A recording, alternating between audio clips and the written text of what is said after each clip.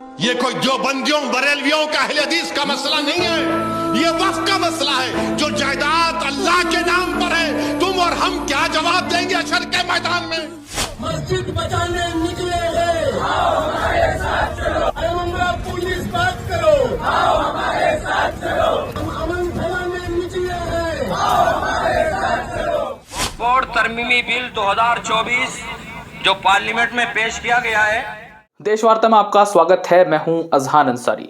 दोस्तों, आज देश वार्ता में बात वक्फ बोर्ड अमेंडमेंट बिल को लेकर, जिसके विरोध में अब तक 3.5 करोड़ से ज़्यादा देश के जो नागरिक हैं वो उसका विरोध कर चुके हैं। जी हाँ दोस्तों, QR कोड के माध्यम से अब तक वक्फ बोर्ड बिल का जो विरोध है वो बड़े पैमाने पर हो चुका है और 3.5 करोड़ से ज़्यादा लोग उसका विरोध कर चुके हैं, ईमेल्स कर चुके हैं।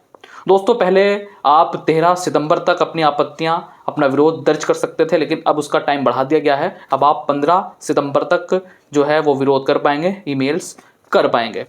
दोस्तों, बड़े पैमाने पर all India Muslim personal law board ने जो है ऐलानिया ये बात कही है कि ज़्यादा से ज़्यादा इसका विरोध करें, मेल्स करें, और जितने इसमें मेल्स होंगे उतने ज़्यादा जो है वो हक में फ़ैसला आ सकता है। इस तरीके से all India Muslim personal law board कह रहा है। तो दोस्तों, कुछ लोग ये पूछ रहे हैं क्या QR कोड स्कैन करने से, मेल्स करने से कितना फ़ायदा होगा, क्या कुछ उनके हक में फ़ैसला आ सकता है और उनको मेल्स करने से कोई फ़ायदा होगा या नहीं। तो दोस्तों, इसका सवाल ये है कि जो ये सवाल भी है उनका कि आखिर उनकी मेल्स जा कहाँ रही हैं, किसके पास जा रही हैं। तो उनकी जो मेल्स हैं वो JPC के पास जा रही हैं, यानी ज्वाइंट पार्लियामेंट्री जो कमेटी है उनके पास जा रही है, जिसके अध्यक्ष जगदम्बिका पाल हैं।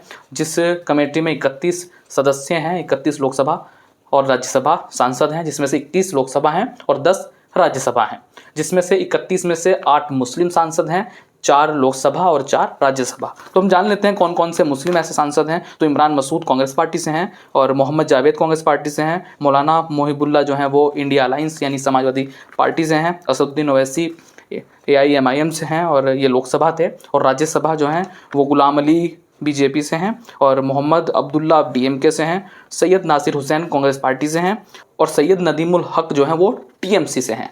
तो दोस्तों, ये 31 सांसद हो जाते हैं JPC में जो गठित हुई है, जिसमें से 17 जो हैं वो NDA के हैं और बाकी 14 विपक्ष के हैं। तो दोस्तों, बड़े पैमाने पर उनको जो है देश के जो मुसलमान हैं, जो देश के नागरिक हैं वो मेल्स कर रहे हैं, तो उन तक उनकी मेल्स पहुंच रही है। एक सवाल और था, क्या इससे कितना फ़ायदा होगा, क्या इससे फ़र्क पड़ने वाला है। तो दोस्तों, जब JPC जांच करेगी, JPC इस मुद्दे को, जिस तरीके से बैठकें हो रही हैं, जब इसकी संसद में जाकर चर्चा होगी तो कहीं ना कहीं ये बात भी निकल कर आएगी कि भाई इस बिल का जो है वो 4 करोड़ 5 करोड़ मुसलमानों ने विरोध किया है, तो इसको कहीं ना कहीं सरकार के लिए लागू करना बहुत ज़्यादा चुनौतीपूर्वक हो जाएगा, बहुत ज़्यादा चैलेंजिंग हो जाएगा। तो इस नज़रिए से भी मेल्स जो जानकार हैं, जो पॉलिटिकल एक्सपर्ट्स हैं, वो ये कह रहे हैं कि जितना इसका ज़्यादा विरोध होगा, जितने ज़्यादा मेल्स होंगी, उतने ज़्यादा चांसेस हैं कि ये बिल ना पास हो। तो इसलिए मेल्स ज़्यादा से ज़्यादा कराए जा रहे हैं। दोस्तों, हम जान लेते हैं कि JPC आखिर वर्क कैसे करती है। और दोस्तों, एक पॉइंट ये भी है कि JPC में आज तक जो भी बिल जो हैं पेश हुए हैं वो कभी पास नहीं हो पाए। मतलब जो JPC गठित हुई है जिन बिल के लिए, वो कभी पास नहीं हो पाए। तो इस नज़रिए से भी देखा जा रहा है, क्योंकि वक्फ बोर्ड का इतने बड़े पैमाने पर विरोध हो रहा है और JPC के पास ये बिल गया हुआ है, तो इस नज़रिए से भी देखा जा रहा है कि ये बिल पास ना हो। तो दोस्तों, अब जान लेते हैं मोटी मोटी बातें कि आखिर JPC क्यों गठित होती है और कैसे कार्य करती है, क्या कुछ इसमें होता है। तो दोस्तों, जिस बिल का सबसे ज़्यादा विरोध होता है या जिस मुद्दे का सबसे ज़्यादा विरोध होता है संसद के अंदर, किसी घोटाले को लेकर हो, तो उसमें जो है वो संसद में जो मंत्री होते हैं, जिस मामले के मंत्री होते हैं, जिस मामले से रिलेटेड वो मुद्दा होता है, उसके वो मंत्री JPC गठित करते हैं। उस JPC में फिर जो है गहनता से जांच होती है, पूरे मुद्दे को देखा जाता है। यहाँ हम बिल की बात कर रहे हैं, तो यहाँ किरेन रिजिजू जो हैं अल्पसंख्यक मामलों के मंत्री, उन्होंने JPC गठित की और JPC में अब उसकी गहनता से जांच होगी।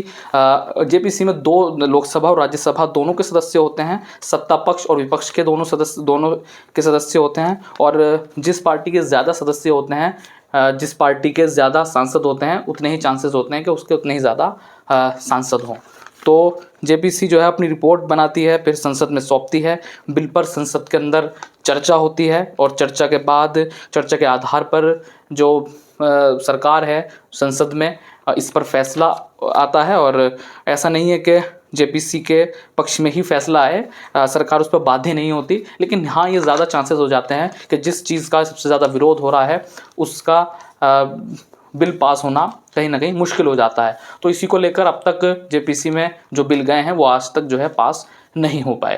तो वक्फ बोर्ड को लेकर जो है अब चौतरफा विरोध हो रहा है, बड़े पैमाने पर इस मेल्स हो रहे हैं। असदुद्दीन ओवैसी जो है वो इस मुद्दे को लेकर एक तरीके से बहुत ज़्यादा एक्टिव हैं और सोशल मीडिया हो या हर जगह वो इस बिल का विरोध करते नज़र आ रहे हैं और लोगों से मेल्स करने के लिए कह रहे हैं।